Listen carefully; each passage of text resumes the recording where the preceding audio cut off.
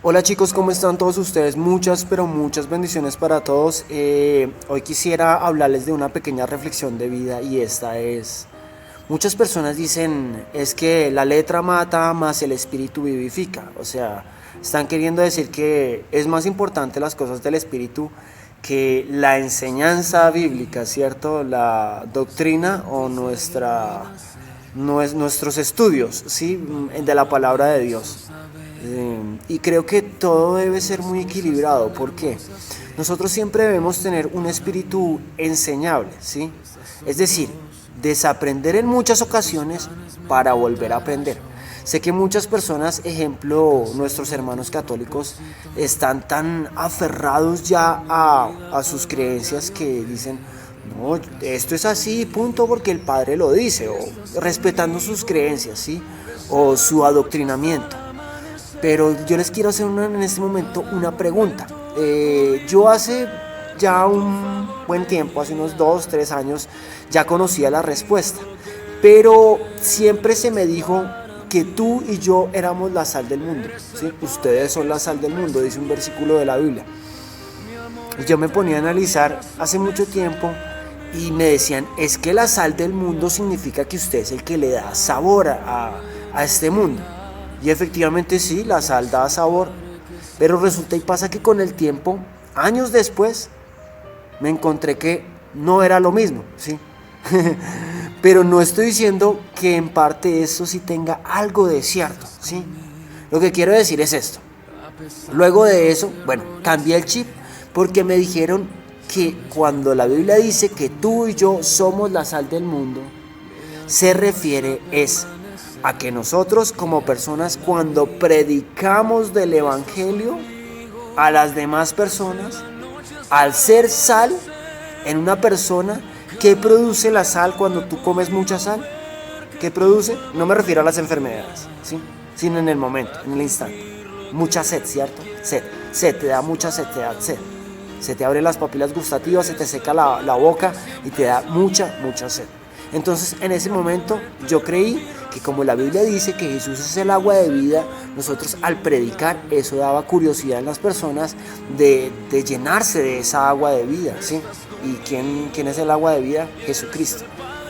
Pero resulta y pasa que tampoco es cierto, a pesar de que ciertas cosillas de ahí sí tienen algo de lo que somos nosotros. Pero resulta que cuando la Biblia dice de que tú y yo somos la sal del mundo, se refiere a que ¿qué hace la sal en la comida?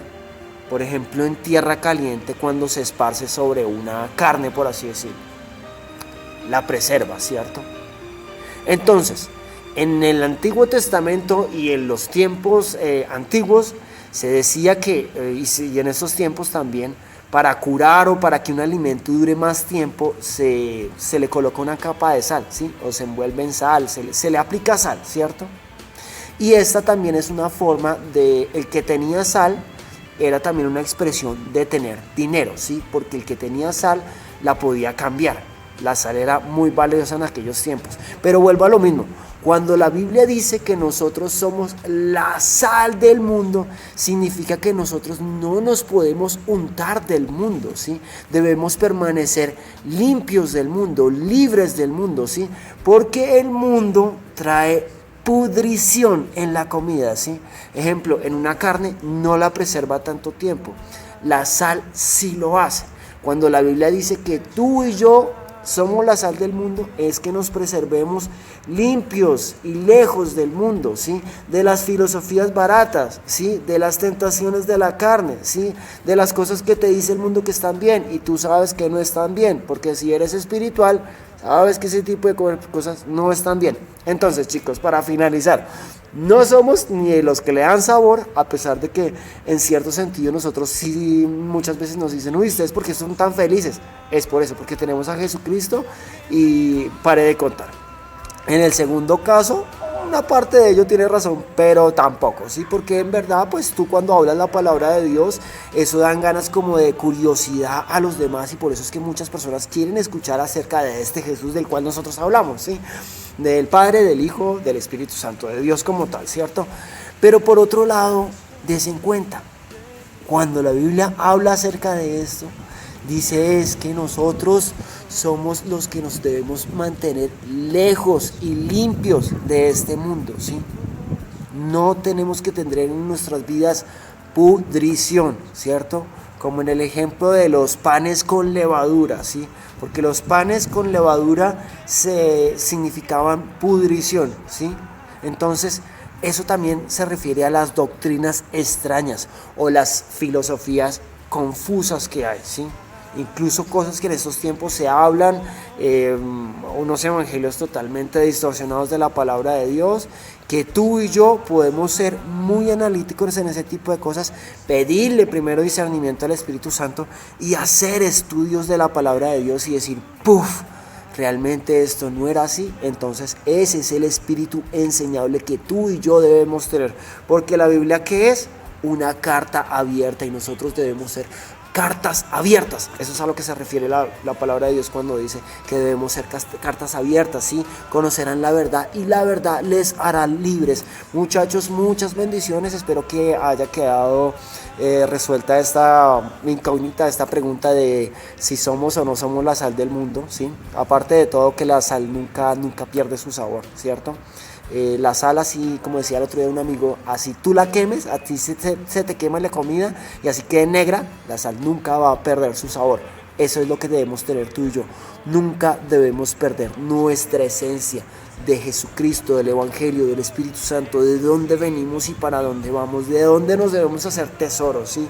Y de que nosotros creemos en el sacrificio de la cruz y solo por medio de él se puede llegar al Padre. ¿Listo? Muchas bendiciones y gracias otra vez por haberme escuchado en esta pequeña reflexión de vida eterna. Gracias.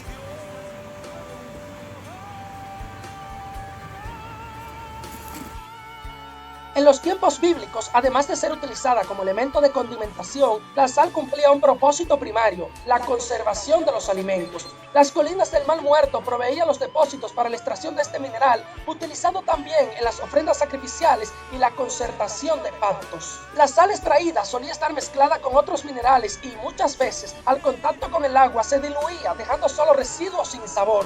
Jesús se refirió a esos residuos cuando dijo, no sirve más para nada. Posteriormente serían almacenados en una de las estancias del templo renovado con un destino final. Cuando las lluvias del invierno hacían resbaladizas las superficies de mármol de los atrios del templo, se echaban sobre ellos para aumentar la fricción y reducir el peligro de deslizamiento durante el ejercicio de la actividad ministerial. Es así como los residuos sin sabor estaban condenados a ser echados fuera y hollados por los hombres. Con esta metáfora, Jesús se refiere a nuestra influencia en el mundo. Del mismo modo que la sal evita la corrupción de la carne y otros alimentos, también los hijos del reino impedimos la rápida y completa putrefacción de la sociedad en que vivimos. Además, nos recuerda nuestra función como embajadores del reino y nos advierte del peligro de manchar nuestro testimonio. Si la mundanalidad anula nuestra misión, la condenación eterna sería el pago de nuestro extravío.